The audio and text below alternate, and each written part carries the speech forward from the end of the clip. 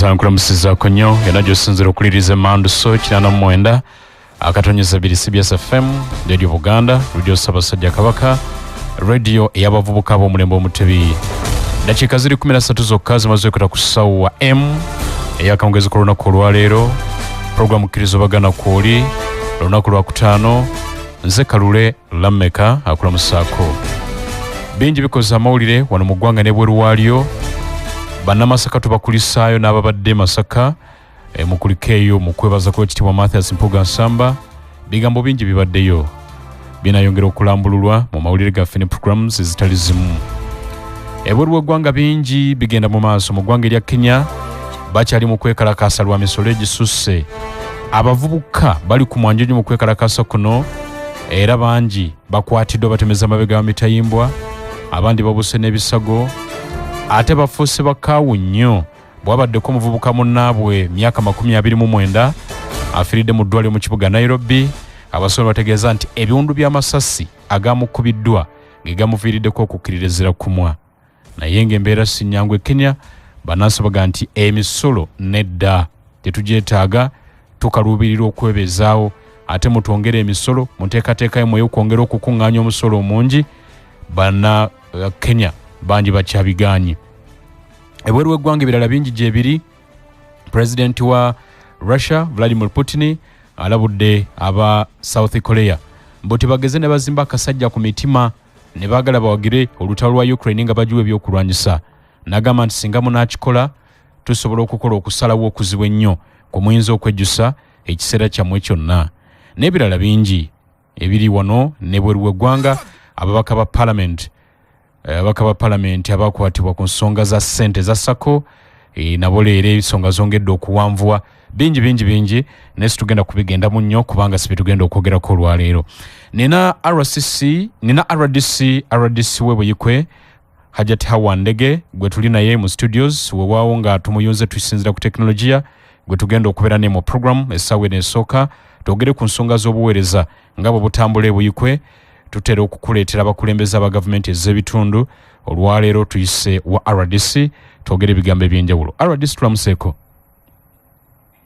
ambalamusiza nnyo basebo ne bannyabo abawuliriza Radio CBS radio ya Sabasajja Kabaka mbebaza emirimu gye mukola mbebaza abayise mu bizibu mbasaasirako abayise mu birungi bannaffe ababadde bajaganya babadde Masaka nabo mbalabye omanyi nze ndi muzaalwa ye Masaka yo okay kale mbalabye omanyi oyo mwami Mpuga be bamu ku batumentalinga mu byobufuzi nga tuli mu UID okay wali wa DP mwami Mpuga yo mwami Mpuga tazanya ne waba mu position sinza mwogerako bubi yali mentor wange mu UID nga tuli ne Sulaiman Kidanda land vet team so bannange tubayeza byonna okwebaza Katonda ate era n'enzirayo ne nebaza bannabuyikwe bensadde nabo leero ejjuma basiramu bannange assalamu alaikum wa rahmatullahi wa barakatuh kiki ekikusika okuva mu gara Hajati Hawa RDC wa Buyikwe district okay UID lwaki wagirekawo walaba omusana naramba omusana mzee yamatiza twali mu UID awo bimanyi tukudde mu UID tugenze ne haja alagidde ate ne tugenda ne muzee nansanga gye yansanga eyo nga ntabuse nangamba nti amaanyi go geetaga okugatta ku NRM nammatiza munnange ate munnange nzaani atamatizibwa bagamba nti babagula buguzi sente ze zibatwala nze president tampanga na 10 era kitegeeza bw'aba abadde abalala abagula buguzi kitegeeza mba mu banja kubanga nze nakyuka lwa ideology nga nkooye ebyobufuzi bye sitegeera nenkyuka ku lwange nga Hajati Hawa tampanga kintu na kimu so bw'aba abagulanga bye bagamba then mu banja ideology kyekukyusa naye ng'ekyo si kituufu ideology kibi wasinzira kuno ganti kino NRM ideology zo zimanyi byesinza kuddamu kati olwokuba nti program tuyinza okuva ku mulamwa nnyo naye nga kyolina okumanya nti namulaba enkola ye ennungi namulaba ebyobufuzi byalina ebitalina bukyayi namulaba engeri gyali mu zaŋŋanda namulaba engeri gye yeeyisamu ng'omukulembeze nga terabikalabika ne ŋŋamba ono n'omukulembeze ono singa nange ngattako obwongo bwange ajja tawa bwe nnina teri kubuusabuusa eggwanga tujja ddijja we riri tulyogereyo mu maaso and here we are tulina we tutuuse alhamdulillah. Buyikwa atambula atya Kampala wamuvaamu oli Buyikwa eyo? Ndi Buyikwa kitokota si kibikkeko. Kitokota si kisaanikire. Si kisaanikire. Kitokota tebakibisseeko oba ke katogo. Waggulu katokota wansi kasirira. Ye Buyikwa. But alhamdulillah. Yes. Waggulu katokota wansi kasirira.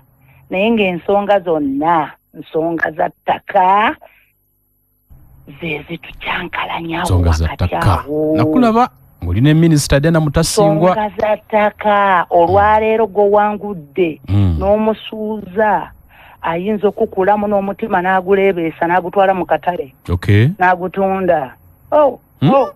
Kitokota muliro but we are managing. We are managing alhamdulillah. Sinza kuswaza president yampa okumukiikirira sinza muswaza. Lwaki werega mu mukamaawo Minisita Diana Mutasingwa Minisita mulamba nemwanyisiganya ebisongovu maaso g'abantu?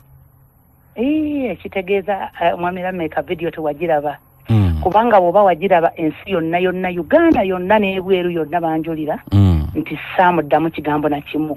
Ate n'ensonga lwaki saamuddamu kigambo na kimu era nayo weeri senga programu enaaba egenda maaso njabba buli lwaki saamwanukula. Ntubuulire obudde mbukuwadde.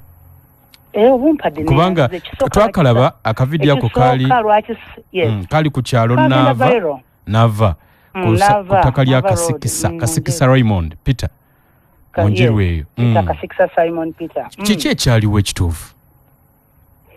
Ekituufu ekyaliwo omwami oyo Kasikisa Simon Peter yali musajja nga mugagga n'abeera ng'alina abakyala ab'enjawulo. Naye awo awaka w'olaba ewalwanya abantu wali wa mukyala we Nankya Sarah. Nankya Sarah yazaala abaana abawala 3. Abaana naye eky'omukisa omubi mwami Kasikisa teyawangaala nnyo, yafa mu 1974. Bwe yafa n'alekawo mukyala Nankya Sarah, but fortunately nga bwe bali bagulaawo nga husband and wife yeeteekako kuba yalina ebyobugagga bingi nnyo nga bwenzijo bibannyonnyola. Kati awo n'ateekawo mu mannya ga Nankya Sarah mukyala we era zempapula mukyala we yali mukyala we ow'empeta nannyini maka ago walaba awo wetwali. Kati omukyala oyo wabeerawo Kasikisa bw'amala okufa unfortunately ekiseera kyayitawo kitono ne mukyala Nankya Sarah naye n'afa. Naye n'alekawo abaana be abawala nga tebafumbiddwa 3. Amannya genyinza okwerabiramu naye abaana abo baazaala abaana. Buli omu yazaala omwana omwomu. Omuwala omu yazaala Stella Nambi. Omuwala owokubiri n'azaala Ssemugenyi. Omuwala omulala owokusatu n'azaala Herbert Simon Peter Alibeki. Abaana abo okumanya Allah yagerera abaana abo toyinza kumanya nnaku gye balimu. Abaana abo bazadde baabwe ne bafa ate nabo. Allah yamanyi kye yagera. Stella ne bamuleka ng'alina emyaka 5. Ssemugenyi ng'alina emyaka obanga 7. Then kana katoka Herbert Simon Peter kaali kalina 2 years. Abaana abawala abo bonna ne bafa era baaziikibwawo wennyini. Kakati mwami Kasikisa nga yazaala abaana mu bakyala batali bampeta ab'ebbali ng'ate abakyala abo buli omu n'amufunira waakola ki waabeera. Nontantiirwa ate era we yatuuka ekiseera n'abafunira mu Lugazi ttwawo. Waliwo awo mu Lugazi ttu we yabafunira ne babeerawo abaana abo ne bakuzibwawo nabo. Era abaana abo omu kati mbayita baana I'm sorry because bawezezza emyaka egiwera kubanga kati omwami nga Kasekende ndabanga alina emyaka nga 85. Omwami nga Namugera ndabanga alina emyaka oba nga 8 oba 2 bwemba mbapima. Kati gwenda bamu omutoototo mukka katono ye gwe bayita Pastor Damulira oyo gw'olabanga alinamu nga ali mu nkaaga then n'omukyala omulala so abaana baali 5 naye abaana abo nabo ne babeereyo ne bakulirayo era awo woolaba ku Naval Road tebakulirangawo tebabeerangawo baali baana abazaale ebbali kakati ekiseera kyatuuka abaana bano ne bafuna omukuza n'abakuza omuwala ono omulye n'afumbirwa Stella n'alekawo bano batoobe kati we yabalekaawo sinsi mwami Kasikisa yalina ebyobugagga ewalala bali bagenda batunda bano bamwami Kasekende ne bagenda nga batunda we byaggwaawo ne babaga nti ate enjeru watunda nga keeke eyo kya ate mulimu bwana ne bakomawo emisinde mu covid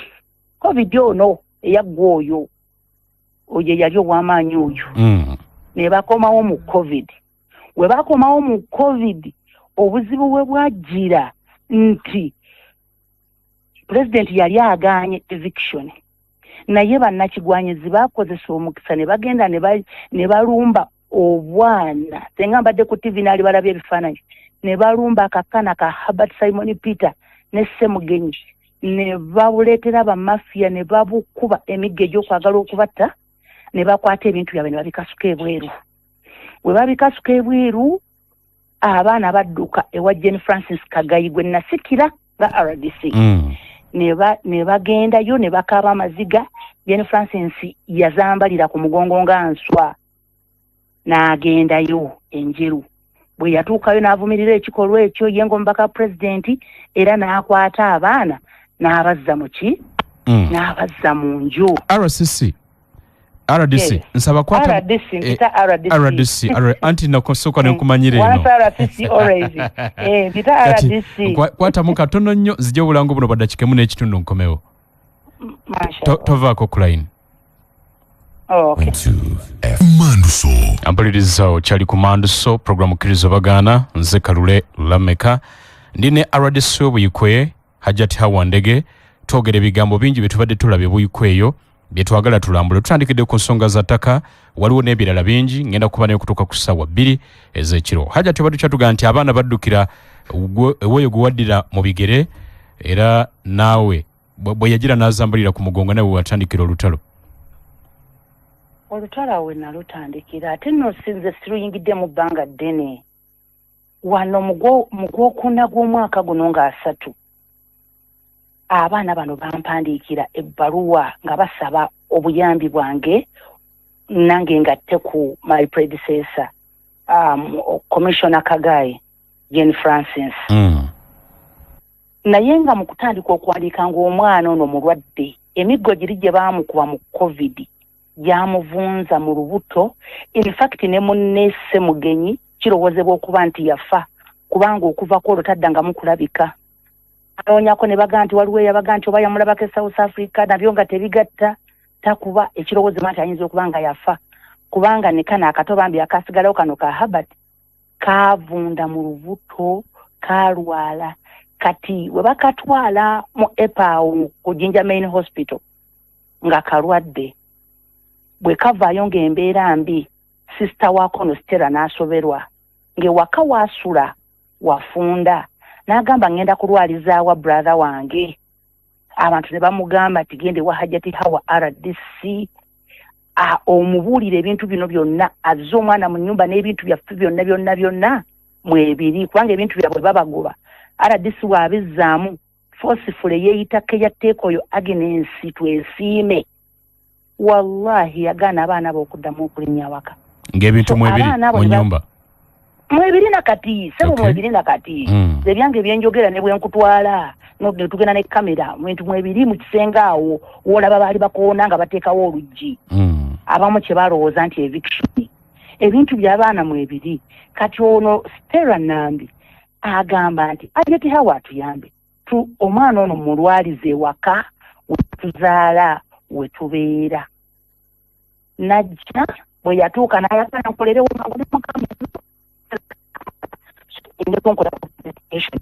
ntegeere maakolako investigation kyenjija okuzaako nyuma esimu tokosemu okunoonyereza mpola nasooka kubiraako nayo Kagayi Kagayi n'aŋŋamba nti Hajati twanirira abaana abo ensonga eyo ngimanyi ensonga eyo nagituulamu neewuunya okumanya nga komishona Kagayi yategeera ensonga eyo wallahi we nakubira essimu talina nawe yaga nti kangende mbikole fayiro yabyogererawo n'agamba ka abo baagala kubba bakaseekende ddamulira namugera simanyi n'omulala bamuyita Magdalene baagala kubba abo nze naloobato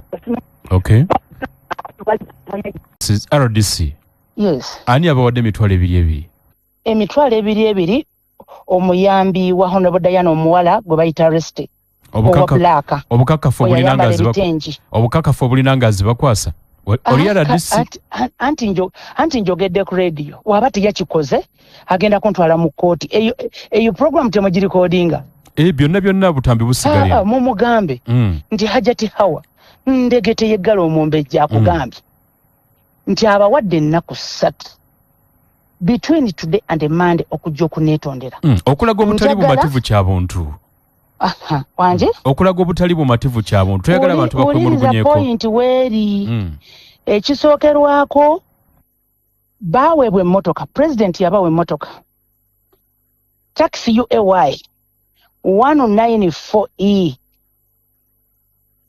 president ye yagibawa yabawa miliyoni 6 newankubadde omwami eyakuulidde olutabaalo olwo Majidu 10 yazitoolako n'ayanjulayo miliyoni 5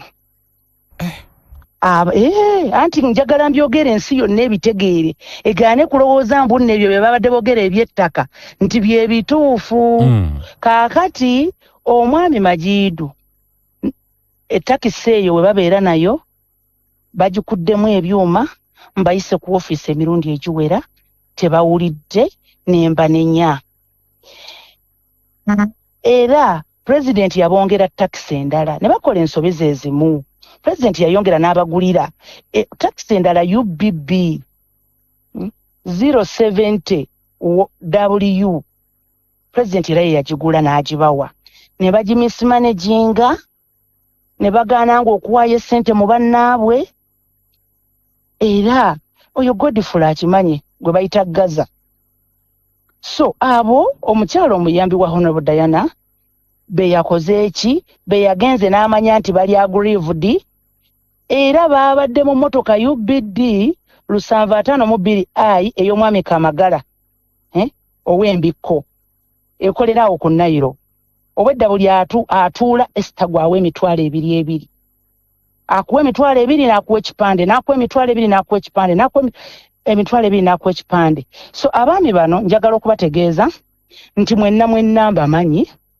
era akatambye ekirungi mwabadde mwolesa n'abalabye Majidu Ssemakula kyeyo ne ssebo Godfrey Bongole Asadu Buyinza Kagwa Henry eyayita student nga nickname Richard Kiberu Majidu George omwami omuzeeyi gwe ne mwami Kibuuka we muba temwetonze ngenda batwalamba kwe mu mbuga z'amateeka okuzanyisa ofisi ya president ate nga mwali munenyezebwa komisimanejinga ssente za takisi ey'abannammwe president Museveni gye yabawa okukulaakulanya abatakisi bano ogenda kubavunaana musango ki gwakwemulugunya okujja okwo si kwemulugunya ssebo kyusa ekigambo bazze ne bazanyira ku ofisi ya president n'ebipande nga ne batandika okwoza RDC tukukoye watubako ettaka kati njagala nkubuulire teeka ki mwogenda okubavunaanira teeka ki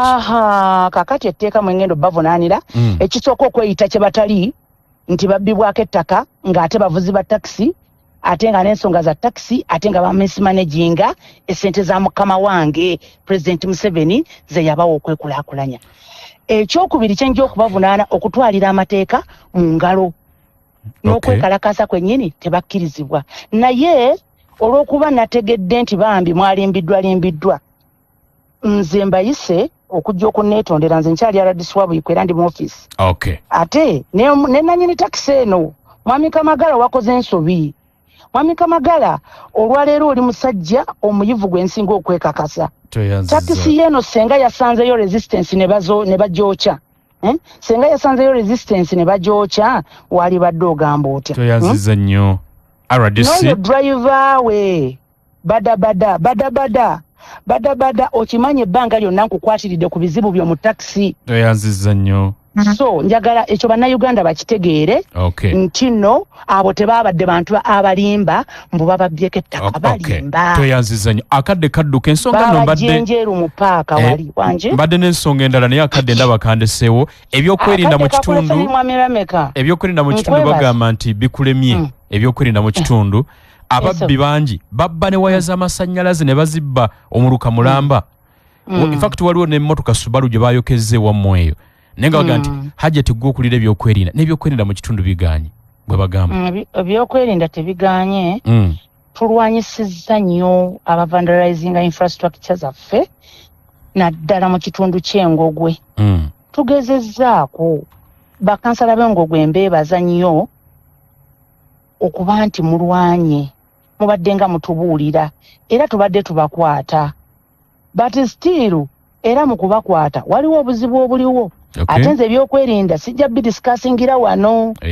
Sigenda bidiscussingira wano naye kyenkakasa abantu bannabuyikwe naddala okusinga abantu b'Engogwe gye bali mu kutubbako ennyo waya z'amasannyalaze nti abantu bano bonna be twakutte ne be twakwata emyezi 2 ejaggwa baatwalibwa mu kkooti okuvunaanibwa omusango si gino nti gya bulijjo.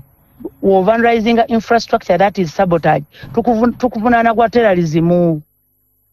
So terrorism treason yewe bwe bityo kubanga oba oliddemu nnyo abantu olukwe oba oliddemu nnyo abantu kama sikitegeera engeri ky'oba okozeemu okuddira waya nozikola ki nozitwala. Tulwanye naye munnange tulwanye tufuddeyo abayina ensobi mu byokwerinda ebyo sibidiscussingira wano era nabo tujja kubiterereza eri mu district security committee. Akasembayo nfunayo amasimu nga gaga 2-3 kubanga nago gakawona buteddiza abantu bemulugunye eyo nti ennyanja oba mwagiguza in fact bangambye ba Sri Lanka n'abalala mu bitundu eby'Essibukunja eby'Engogwe ku myalo egyo Nyenga Kiyindi bana ba Sri Lanka n'Abayisirayiri bateekayo keegi mwe balundira ebyennyanja ne balina ne security bakkiriza yadde abavubi okusemberera mu bitundu birimu keegi. Ennyanja mwagitunda mwagisalamu dda poloti eyo? Ennyanja tetwagisalamu poloti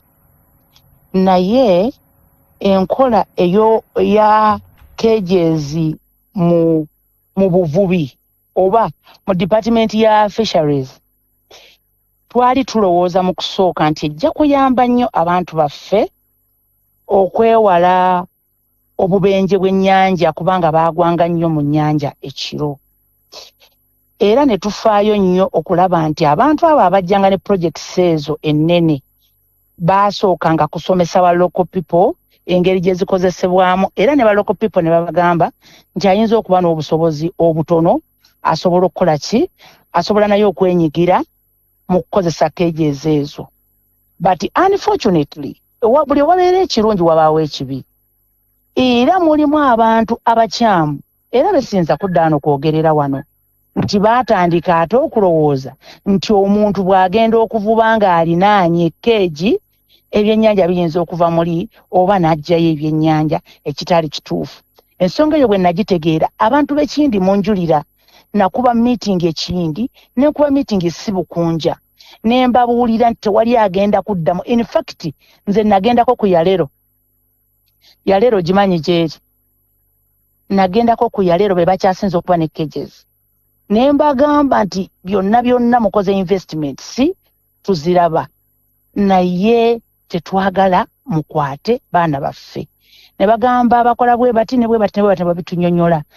Twabayita ne tubakwataganya n'abavubi baffe ababulijjo ne tuyita n'abamarine ababeera ku nnyanja ne tubagamba ekintu ky'okulowooza nti mugenda kuyigganya abantu. Nze I will not be part and partial. Saakoma okwo okumanya nga natekinga action. Nze nnyini era natuukira Honorable Diana Mutasingwa. Honorable Diana Mutasingwa ne mugamba eddoboozi tulutuse wa president era twegatta naye Honorable Diana ne tugende wa president ebbaluwa ne tugitwala abavubi abo ne basobola okufuna obwenkanya era n'abaali bakwatiddwa ne motoka zaabwe walaba bwe bafuna presidential pardon ebintu byabwe ne tubibaddiza ekintu kye tutaabaddiza bwe butimba obutono bwe bayita kokota. Obutimba bwe bayita kokota tetwabubaddiza lwaki bwali busenutwa ennyanja otuto kale otufiiriza abantu abaagala okulya empuuta ennene oba engege ennene era ne tubannyonnyola era gavumenti kati yatandika okubawa obutimba obuki obunene bagane kukola kokota. Era abantu abo twakola olukuŋŋaana era nalaba tena mululagaawo ku BBS nalaba nga mululaga nga pulezidenti asonyiye abantu emmotoka zaabwe zonna ezaali ku poliisi amaato gaabwe bonna abavubi abaali mu kkomera bonna pulezidenti Museveni yabasonyiwa n'abayimbula ekyo twakisootinga. We wabaayo ekikyaliyo ekizibu mu ofiisi mwendi mujje mumbuulire. Kale RDC kwatiramu katono njagala tufuneyo amasimu gagaago naye nga tugenda mu masimu njagala kubajjukiza bano Uganda ba Chapa Enterprises bakutegeeza nti sabbuuni balina monji gwe baleese agenda okukula ettaka mwenyumwenyu ku matama ne sabbuuni gwoba weekwata balina anaaba balina nayoza.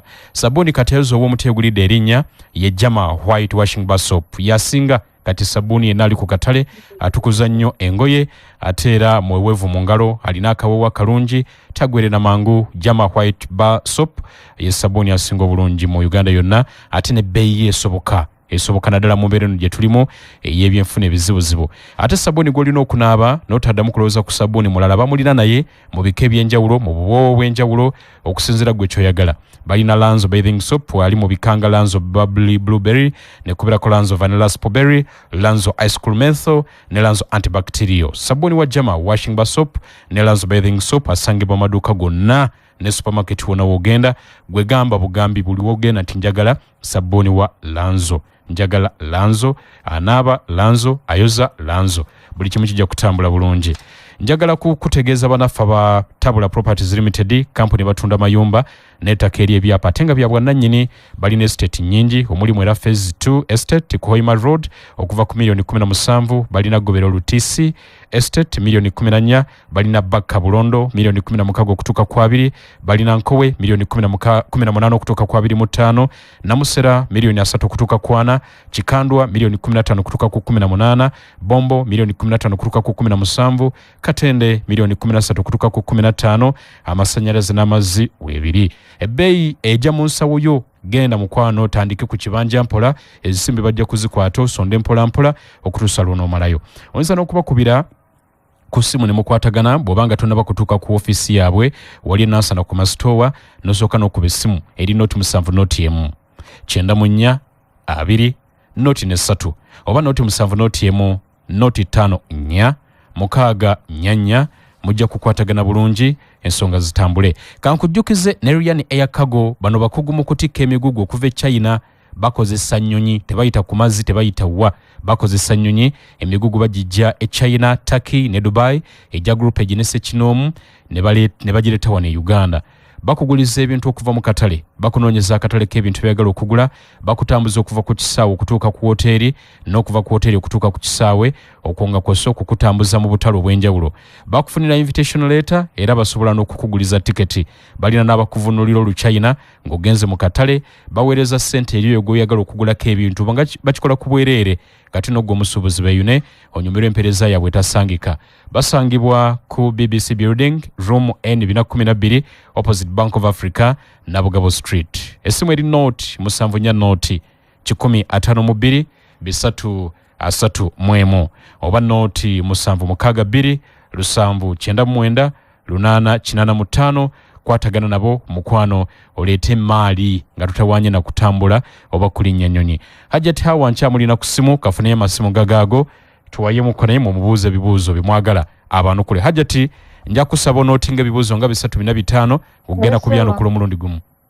Peni njukute wanje lubakyoya esebo tugenebaze omukyalo oyo Hajjati Ndege emirimu gye yakola mu Kampala.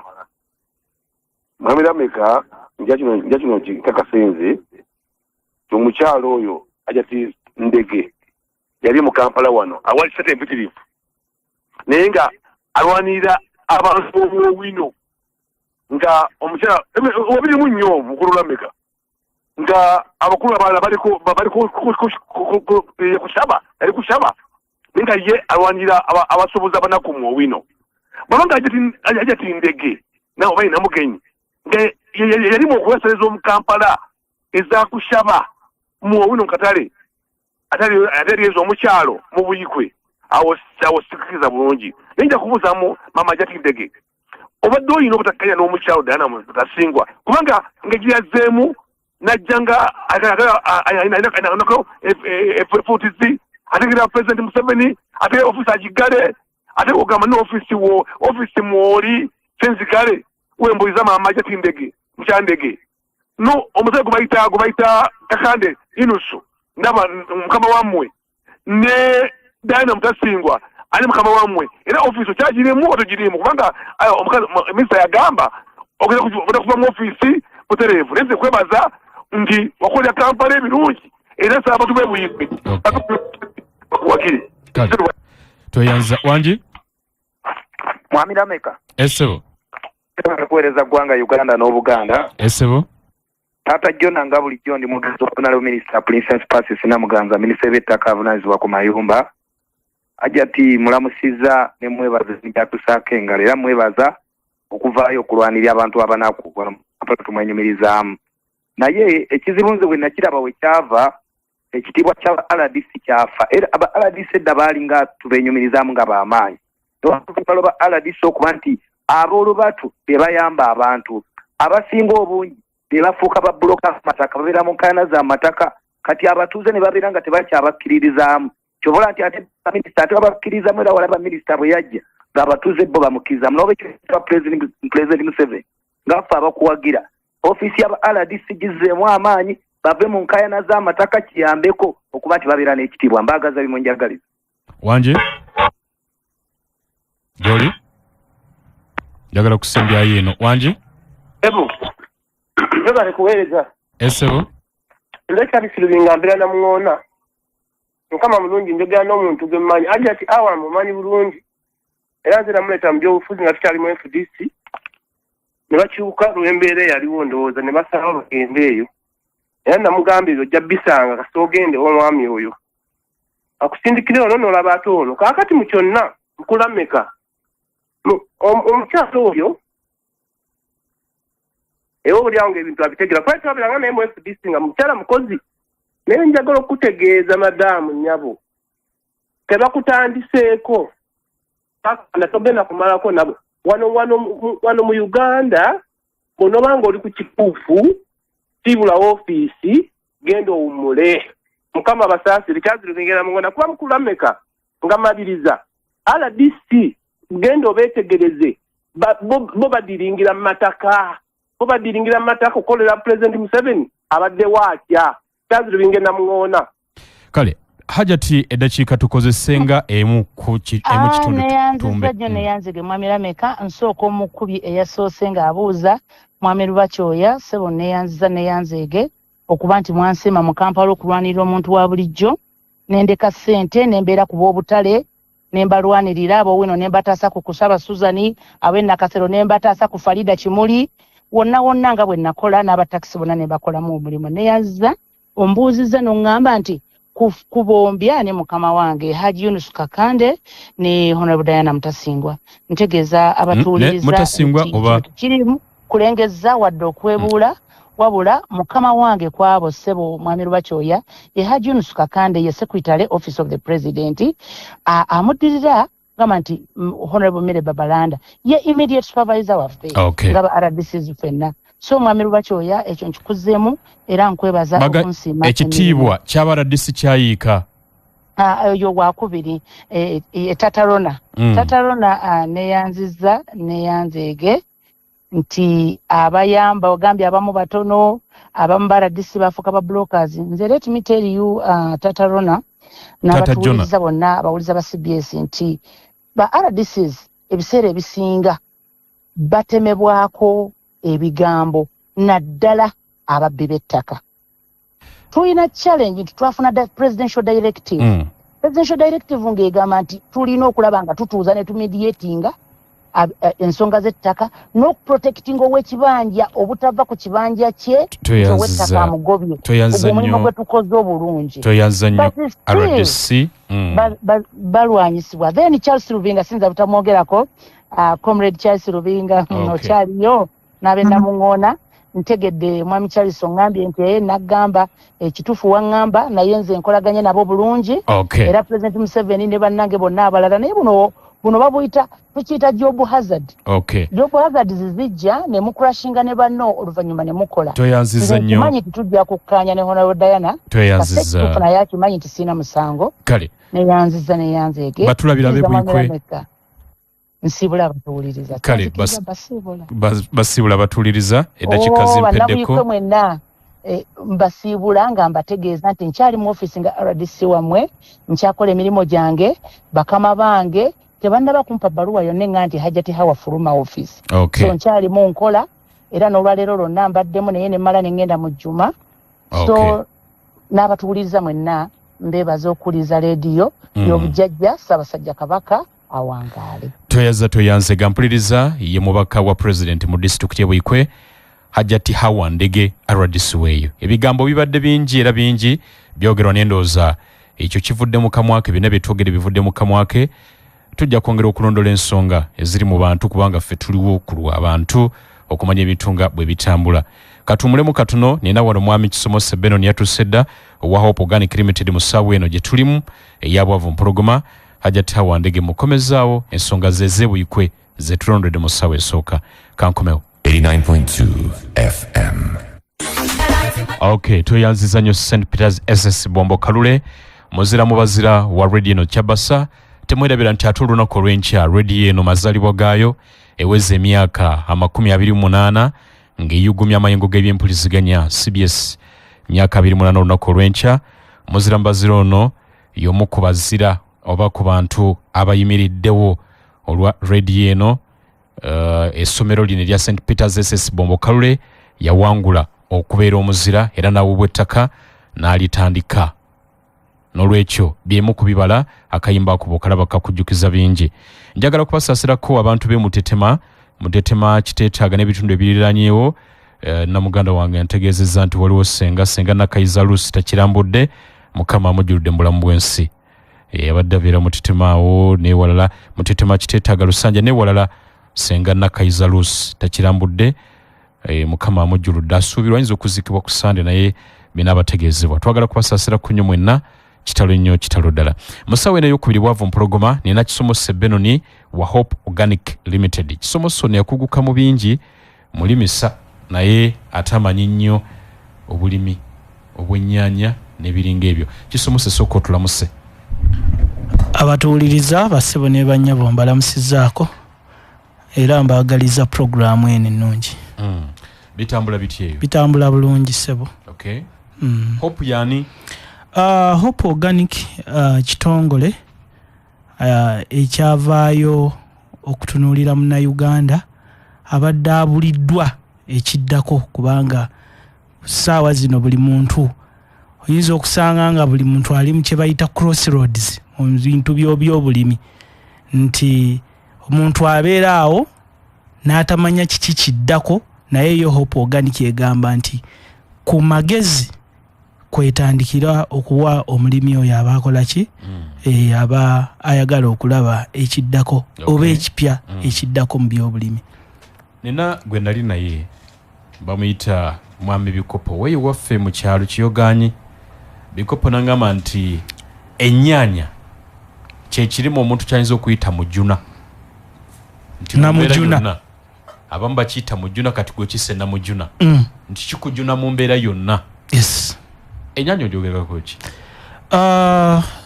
Ennyaanya ekyamazima yeeyogerera olw'okuba nti ensangi zino tewaliiwo kirime kigisingako bbeeyi. Ennyaanya okuggyako ebyo ebitatundibwa mu Uganda ng'ebimuli nti ebimuli ate nga babirima tebawera n'abantu 5 mu Uganda naye ennyaanya kyekirime kyendowooza kye tuyinza okuyita namujuna. Kyova olaba nti kizibu kyakusanga muntu ng'ayina ennimiro eyenkana yiika ne bamuyita omwavu. So nga ate okukakasa ensi nti toli mwavu ng'oli makasooli olina okuba neyiika nga 2. So olaba ndowooza bw'okigeraageranya. So ennyaanya ekyamazima namujuna. Kyova olaba tugisimbyeko nnyo essira. Naye mbuzibu ya kulima abamu bwe bagamba ekikome bwe kijja ne babuka kufuuyira ne kubanga okufuuyira bwe yeetaaga agitegeera naye ate onogitegeera otya nga toyagadde kugitegeera. Kyekituleese wano ekituufu ennyaanya yo si nnyangu yakulima naye omuntu oyo ekaawa yakaddeke n'awuliriza ate bw'amala n'ateeka byawulidde mu nkola tukakasa nti ennyaanya ebeera nnyangu. Kati ku eyo atannakiyingira agirabanga enzibu.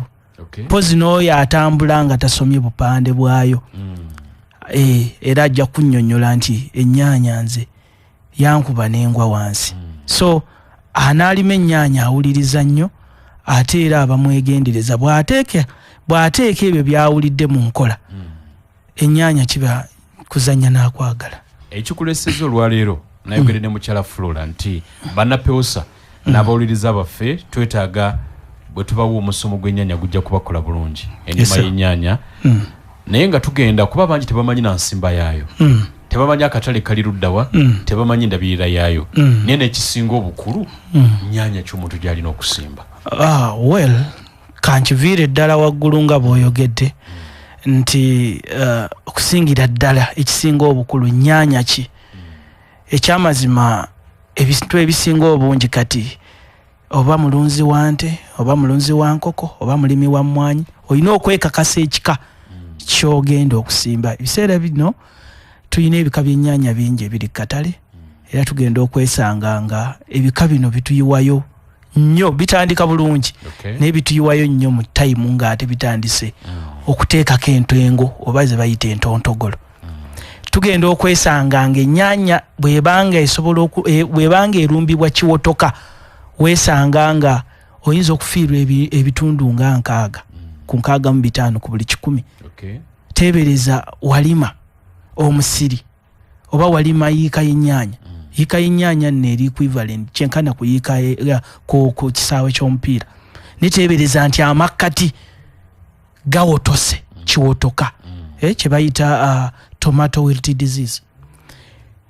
Osimba ennyaanya eyo ng'erumbibwa kiwotoka awo kaba kaweddemu era amakkati g'ennyaanya n'okusobamu abalimi bazze babifeesinga. Naye njogera nga ngamba nti waliyo ekika ky'ennyaanya kye bayita hybrid Victor F1.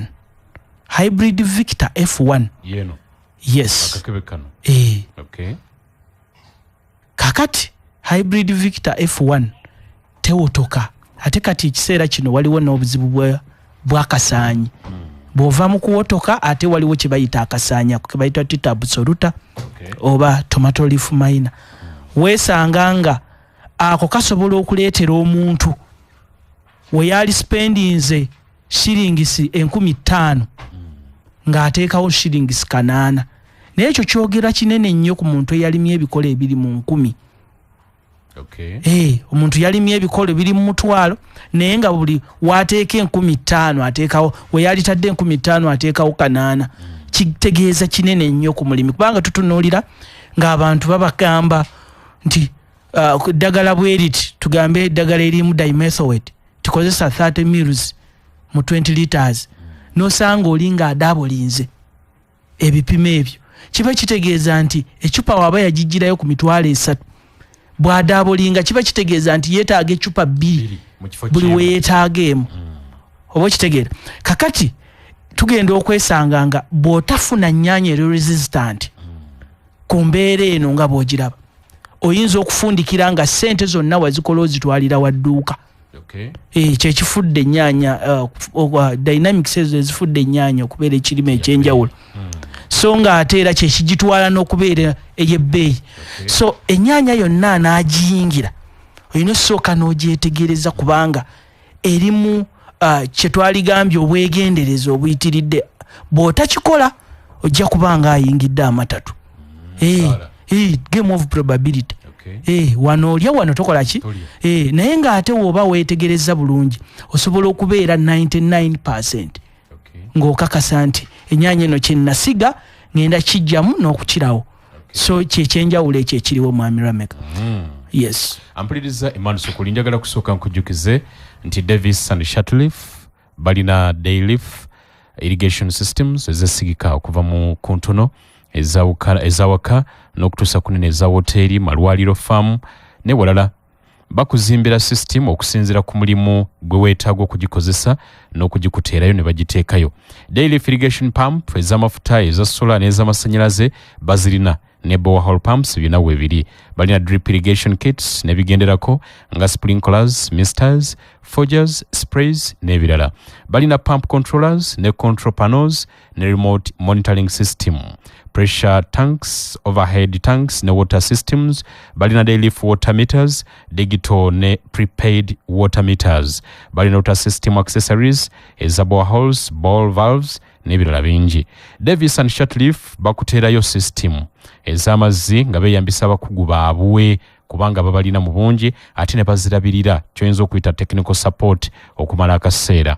Davis and Shatleaf basangwa ku GR Complex, Jinja Road.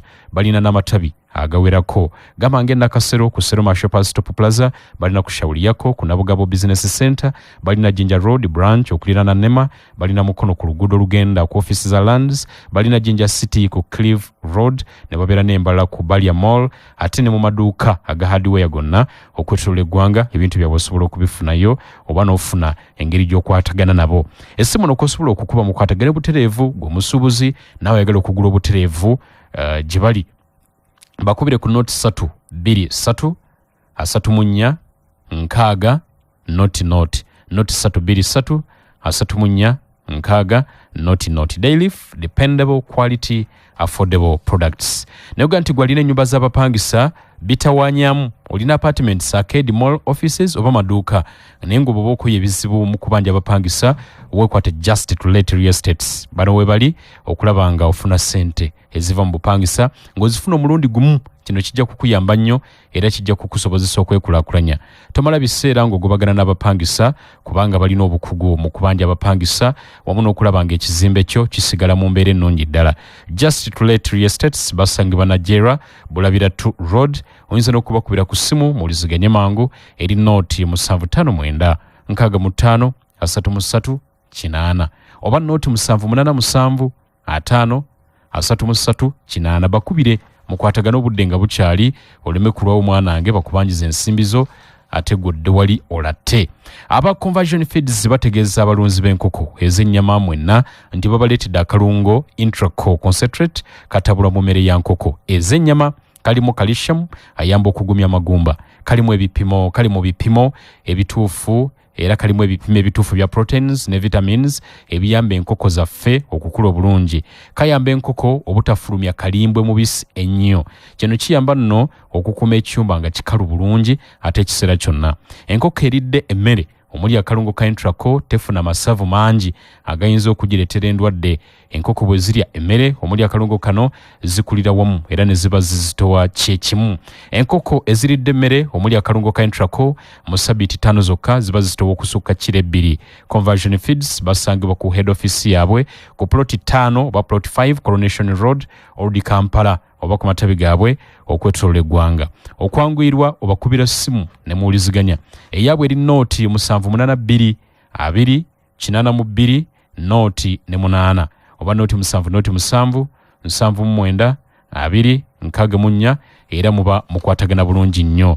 Ate gweyagala okukumulamu okwo nkujjukiza Forest Resort Lweza omulimu gwabwe kukakasa nti bw'ogendayo ofuna empeereza ennungi obulamu ne bunyuma era bakugamba nti mukwana empeereza yesimisa eri ku mutindo gwatanaba kutuukayo. Mukwana osubwa balina emmere eya buli kika eri continental oba eya wano ate naawe ayagala ey'ebweru w'eggwanga nti njagala kunfumbira mmere ya kiyindi nga bafumba nti ya kichina nga bafumba abakugu babalina. Ekifo kigazi ng'oyagala okukolerawo omukolo oba pati ey'engeri yonna era osobola okugenda mukwano. Oyagala kutuuza conference naawe osobola okugendayo, ekifo kirungi nnyo.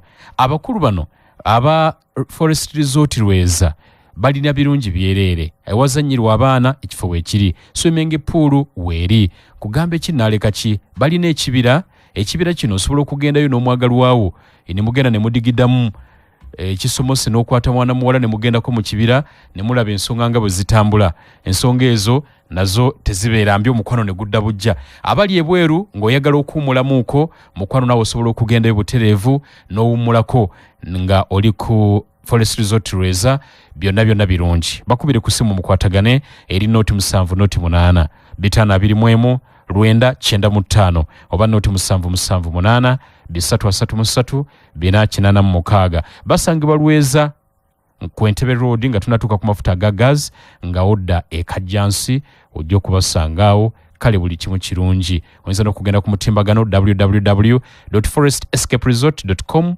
n'osobola okukebera bye bakola ku mutimbagano tuwumulamu katono tukomawo 89.2 FM oli ku Manduso ampuliriza Manduso Koli nkyali n'ekisomose Benon owa Hope Organic wetuwumuliddemu nga twogera ku nsigo kuba tugenda nti omulimi yeetaaga ensigo egenda okumumazaako kyosiga kyokungula bonosiga akasiga akaforeja kukungula kafo hybrid tomato Victor F1 ensigo zino zisangibwawo mwe muzikola ensigo ezo ziva Dutch Netherlands okay naye nga zakolebwa bulungi nti mu bitundu ebiri mu tropical region zikolera ddala bulungi era ekiti oba akasiga akamu bwe kavaamu ekikolo ky'ennyaanya mu nnaku 6 kabaka ekikolo ekyo kiba kikuteereddeko ennyaanya ezisoba mu 300 ekikolo eky'ennyaanya kikuteerako ennyaanya ezisoba mu 300 era tutera okugamba abantu ng'olabiridde bulungi kakati tutera okugamba abantu nti kati tetukyabalirana mu bibangirizi ki bye tulimye naye tubala bikolo olina ebikolo bimeka kati eno yewanvwa ne bagisibira obuti nedda esobola okuwanvwa naye ekula esaasaana bweti so bw'oba oyagala girandiza ku miti esobolera ddala okikola naye naye wansi esobolerawo okola ki okkulirawo ng'esaasaana kyeyeetaaga yeetaaga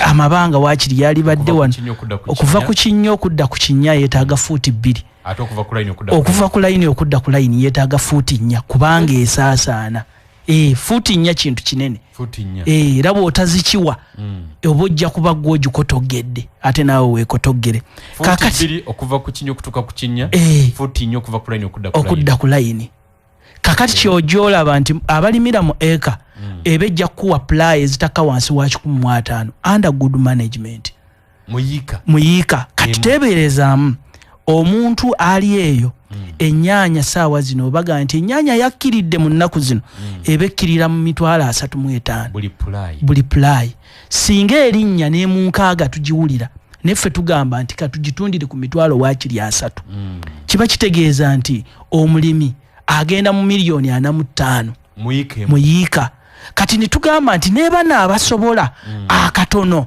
asobola okubala n'abalamu n'agamba nina okufuna ebikolo byange waakiri 10 byemba ntembeeta paka ennaku 6 weziggwerako kubanga kasita ogisimba mu ttaka kiba kitegeeza ennaku 6 olina okubanga owuliziganyiza butereevu n'owakatale myezi 2 oba olina okubanga ennyaanya eyo eyengera hybrid tomato Victor yes kasita owulira hybrid kiba kitegeeza nti nongooseemu kulira ku speed ate ekirala nti yennyanya yeetaagibwa katale olw'olususu lwayo nti lugumu bano abagamba nti tuzitwala Juba abazitwala Nairobi bonna basobola okugira so nga ate nebano abali mu butale kati oba oyise Seguku waliwo ennyaanya kati ze basiba mu butimba obwa red osanga ennyaanya ng'emazaawo weeks 2 atadde mu mulengo yes kakati oweesanga nga buli muntu gy'ayagala tebakyayagala nnyaanya zibabuulukukako ne zikulukutira endala ne zikola ki ne zoonoona kakati ennyaanya nnungi for domestic ne export oba okitegeera ekirala ekyenjawulo ekigiriko nga bwe naggambye nti tewotoka kubanga abantu omuntu yenna alima ennyaanya akubuuza tewotoka abalala aba amagamaga mazima naye bw'oba owulira ennyaanya etawotoka esookedde ddala yeeyo hybrid Victor F1 so nga ate oba weetaaga bwetaazi at least grams nga 50 gokka gaba gasobola okusimba half acre. Sorry acre. So nga ate 25 gasimba amakati ga yika. Kati eno grams 25. Yes. Eno half yika. Ago makati ga kisaawe. Yes. Oba kitegeera. Zino 10. Zo 10. Aizo ziba zigoberera mu a third. Ziba zigenda mu kota. Yes. Kakati oyetanga omuntu wetaaga ensigo ntono bwet naye ate nosobola okubanga osobola okubisaamu amakungula. Nze ndowooza nti ffe tulina enjawulo emu nga Hope Organic nti omuntu tetumuwa mukebe gwa nnyaanya oba saketi ya nnyaanya tumugamba bye tunaawuliziganya naye tugoberezaako kubanga tuyina ekitongole ky'abalimisa. In fact Hope Organic ye kyekitongole oba yensi gy'osangamu abalimisa aba buli kala. Ate era nga buli muntu atutte kubanga twasalawo tugambe nti katugaziye staff tulabe nga mwami Lameka bw'aba atutte ensigo tatuuka eyo n'asanga buzibu n'asigala mu masaŋŋanzira wabula buli atutte tusobola omukyalirako oba kitegeera omusomo guva wano ku Yafes ate wemala tuseeseetula ebigere paka gy'ogenda okukola ki gy'owangalira ekyenjawulo yesebo n'obwobeera nakapiripiriti n'obwobeera lwakai n'obwobeera zombo tusobola okukola ki era okukyalira nga tukoze enteekateeka eyo. Ekirala nti ekyenjawulo kye tulina ku kakkalabizo lyaffe wano tuli ku kizimbe ky'abeffumbe wano plot 1 yes maaso ga Bulange mabega wa post office eri maaso ga Bulange awo wennyini we tuli ekifo kiwe kiri gaggadde era ennyaanya eno kwetudde. Kati omuntu buli wajja kubaako kyayagala okuyiga ayiga alabako. Yes weeri. And waliwo abagamba nti seeing is what is believing.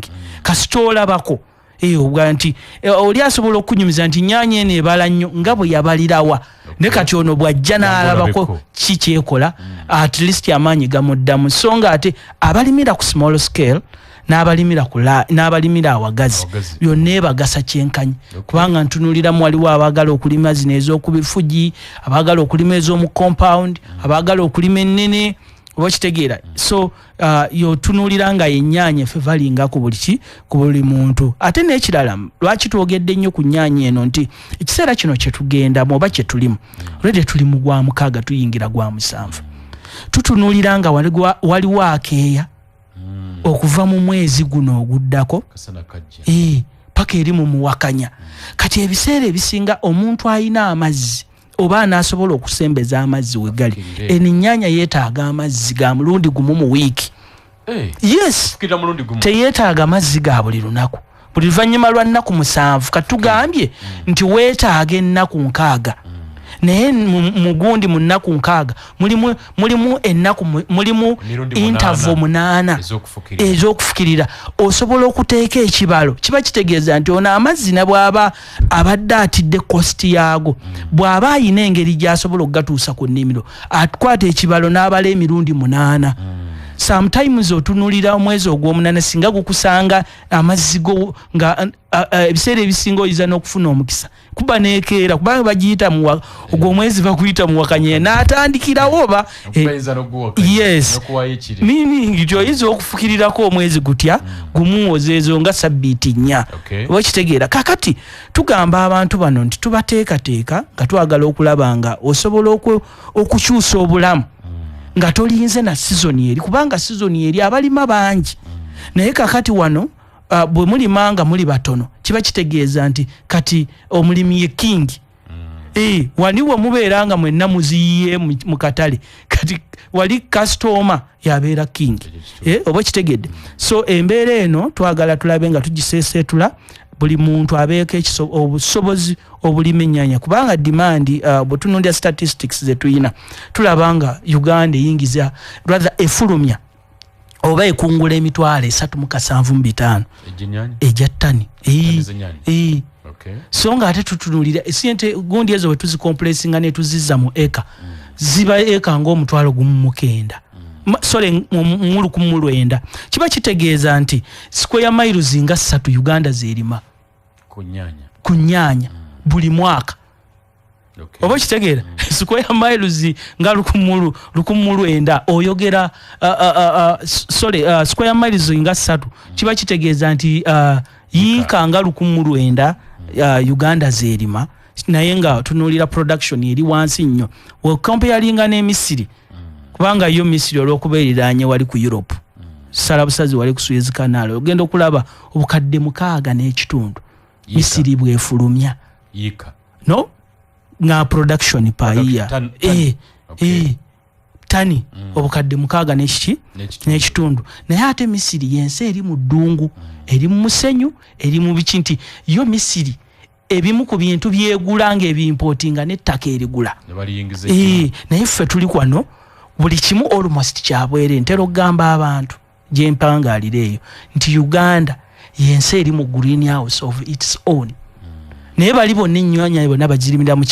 kiyumba tuyinza okubanga tetwetaaga naffe kulima yiika na yiika naye tulime ekitono kye tusobola okukola ki okugjamu yes limu ebikolo byo 100 naye buli kikolo kibalireyo wakiri emitwalo 2 kubanga eno ennyanya bw'ogirabirira obulungi ekuwa ennyanya ezisoba mu 3 ebikumi 3 ngamba ekikolo kimu kakati buli kikolo ne bw'okiteeka ku nusu 10 ate nno tewakyaliyo nnyanya ya 10 ennyanya batunda 100 naye gwe ennyanya n'obw'ogiteeka ku nusu 10 kiba kitegeeza buli kikolo kivaako emitwalo 3 kale jjako biri byonna gwe funako emitwalo 2 bw'olima ebikolo 100 ng'ogenza osooba nabyo mpola paka naku 6 zino kuggwako ojja kubeera ng'olina miliyoni ezigenda mu 2 kakati abantu batono nnyo abarealizinga nti mu kagundi ka unit ke kayinaawo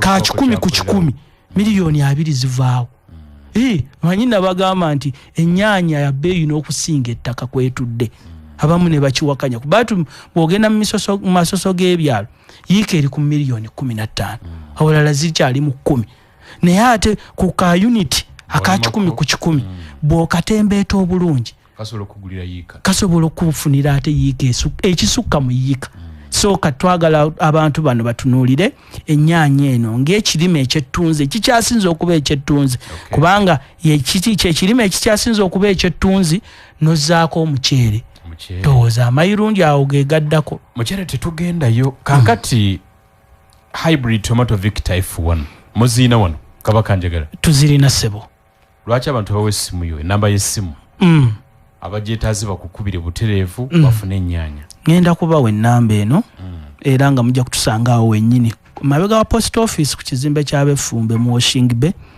maaso ga Bulangi kakati mukube ku note 75 note 43 era 43 esembyayo 54 yakugiddamu note 75 note 43 era 43 esembyayo 54 yogerako n'omulimisa oyo ate era ojja kuba oyambibwa gwogikwata eyo njikwata naye ne bannange banyambako kubanga kuliko jinega nti boli bwakuba kubanga boli baga nti ono yabadde ku CBS kambongere kati eyiyo gyokwatira ddala note 7 note 6 5 3 kanjiddemu note 7 note 6 note 6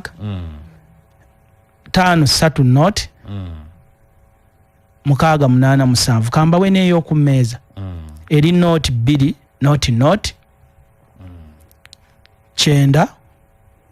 17 kanjisembyeyo note 2 note 9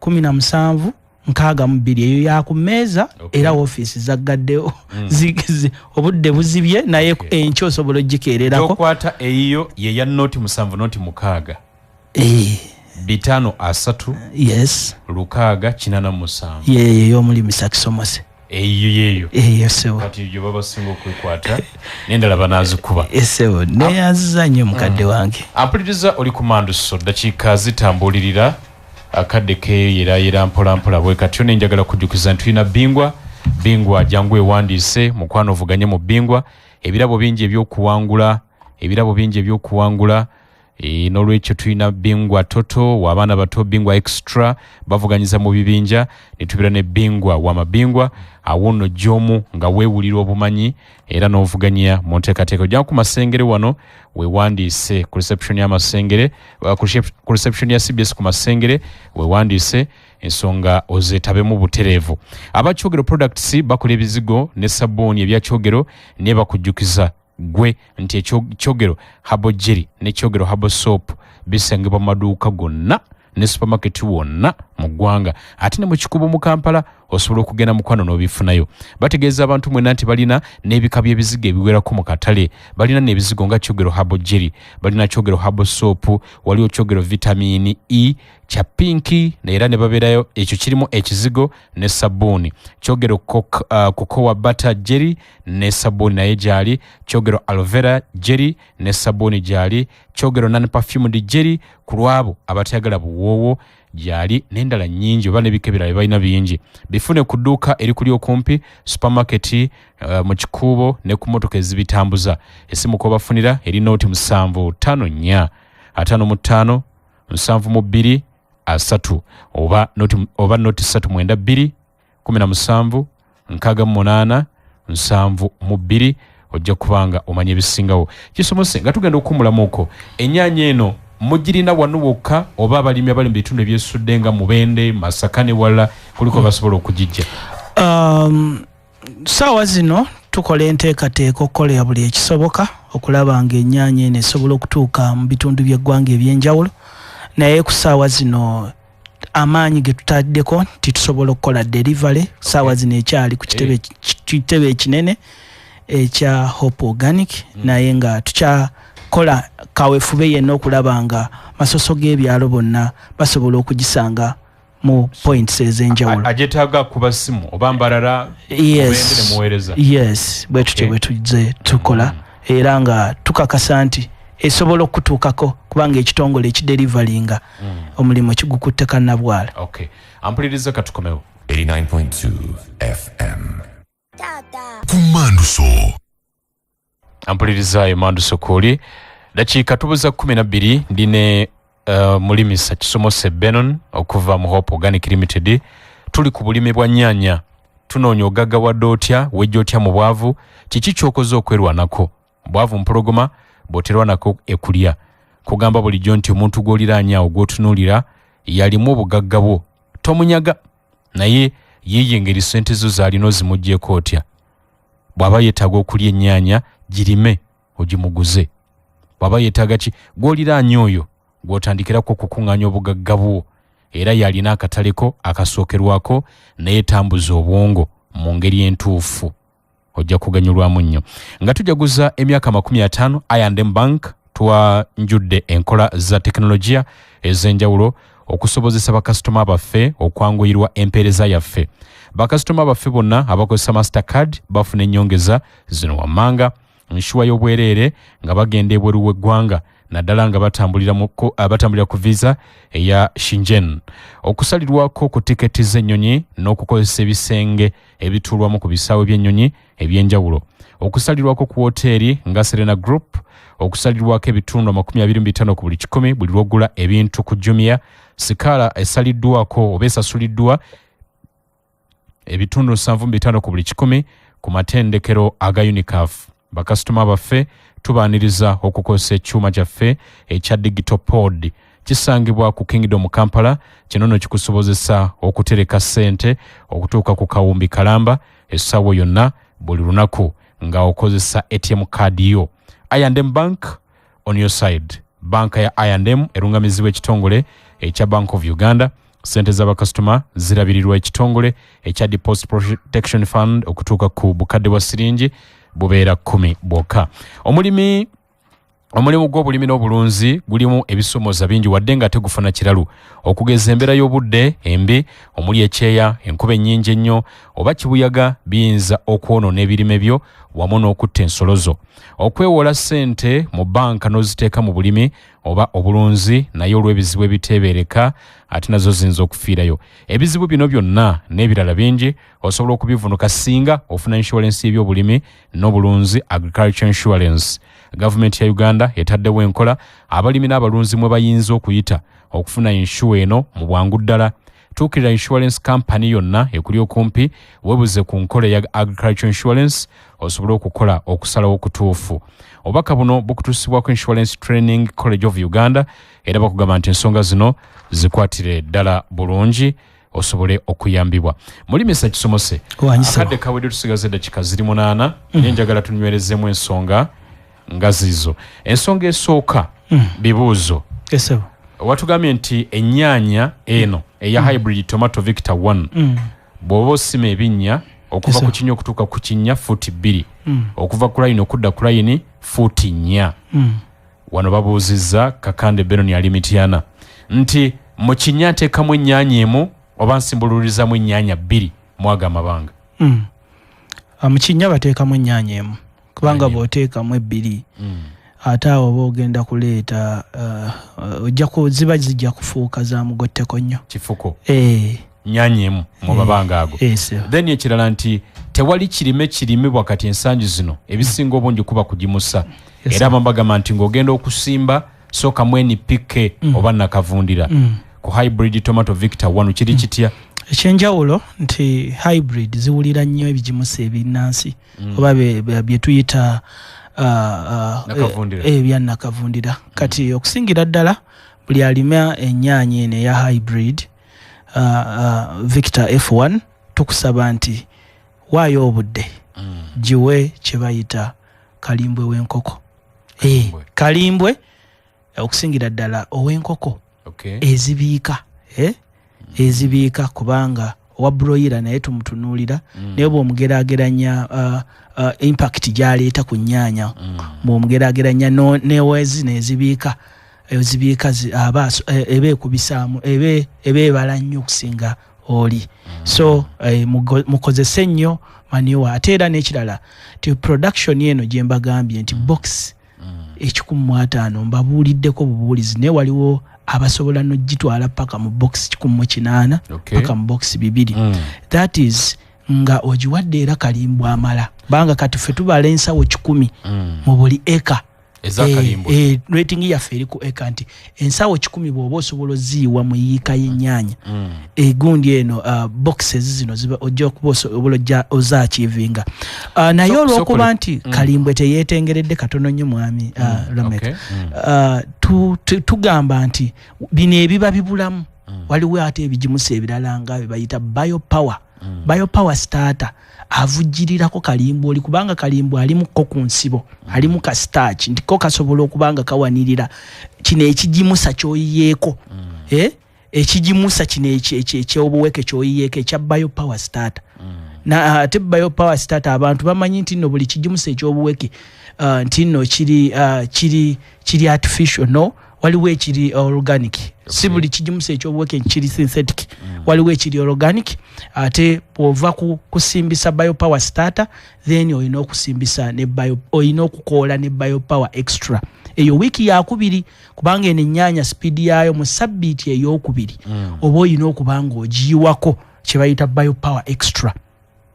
Biopower extra bw'omuyiwako ku sabbiiti ey'okubiri ey'okusatu neekusanga ng'omaze yonna ogikoola eba ekusabirawo n'okugibikka kubanga bw'obikka oba osobola okubanga opreservinga moisture kasita mubeeramu okunyuukirira okwo ennyaanya edduka era kituweesa amazzi omulundi gumu togiwa mazzi mulundi gumu nga togibisse buli woogiwa essubi n'ebikkibwa kiba kitegeeza nti amazzi gano egatereka okumala ennaku 7 weefunira gali amalala kiba kigenda mu maaso ate Katonda bw'akuyamba n'ofunayokko ku luwandagirize geemu ekyukira ddala.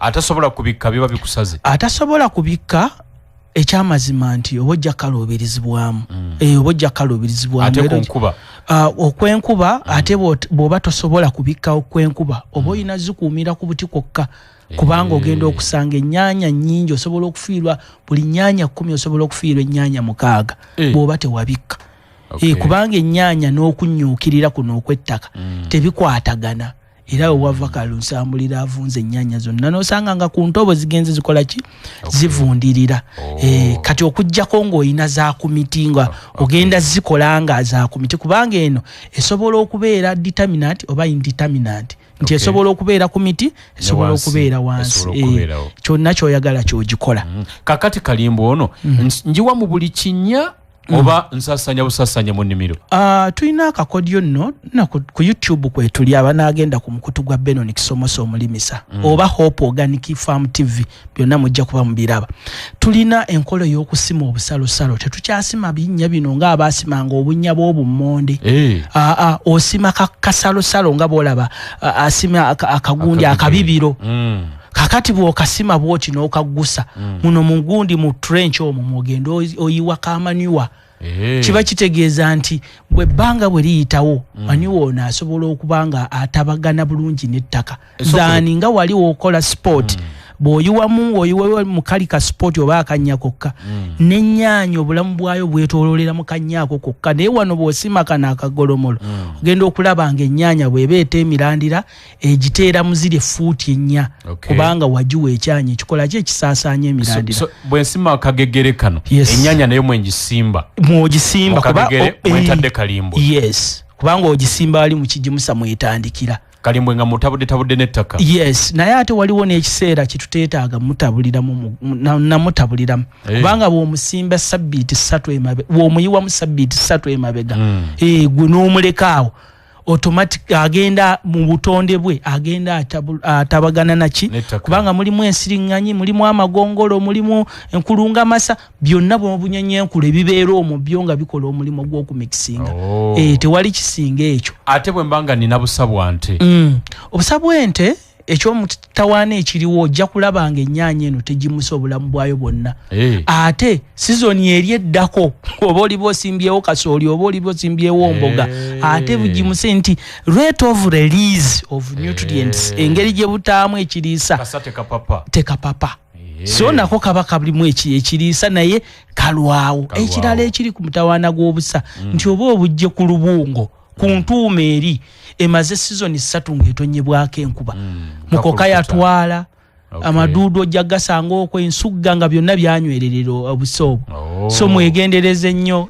akanyomero ako eddakiika tulinemu bweti naye njagala gaba simu namba ya simu eyo gy'okwata ziri endala zireke wazigabye dda kati gaba eyo gy'okwata esebo batuuliza abalungi mujja kuyita ku nooti 7 nooti 6 5 3 noti 7 noti 6 5 3 0 ne 6 8 ye namba y'omulimisa Kisomoso Benoni oba okutukyalirako wano wenyini ku Kabaka Njagala Road tuli mu maaso ga Bulanga awo wenyini ku post office ku kizimbe ky'abefumbe mujje mutukyalireko mubeeko n'ebirala bye tuyiga kubanga obudde tuba na butono ku radio kale kusibudde neyanza nnyo ssebo ampuliriza program bwetu bwetambudde ndowooza olina kyoyize amasimu gaaka naye olwakadde sobodde kukwata simu mwekubirire omulimisa noti 7 noti 6 5 3 mwogere ebigambo agenti ennyaanya hybrid tomato victor 1 gyoba weekwata yejja okukuyamba okuzza amagoba nze Kalule Lammeka mbaagaliza ekiro ekirungi abagenda okusinza olunaku olw'enkya sabbiiti ennungi Katonda abakuume Ssaabasajja Kabaka awangaale.